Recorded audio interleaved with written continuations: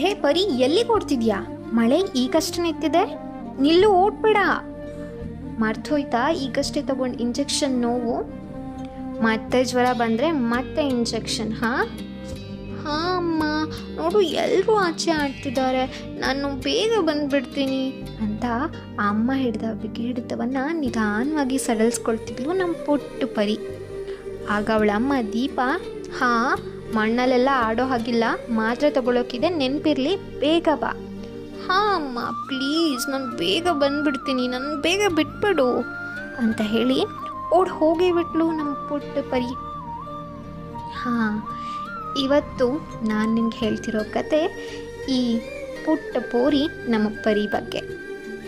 ಯಾವಾಗಲೂ ಆಶ್ಚರ್ಯಚಕಿತವಾಗಿ ತನ್ನ ಕಣ್ಣುಗಳಿಂದ ಈ ಜಗತ್ತನ್ನು ನೋಡುವ ನಮ್ಮ ಪರಿ, ಅವಳ ಕಣ್ಣ ಬೆಳಕು ಎಲ್ರಿಗೂ ಅವಳೆಡೆ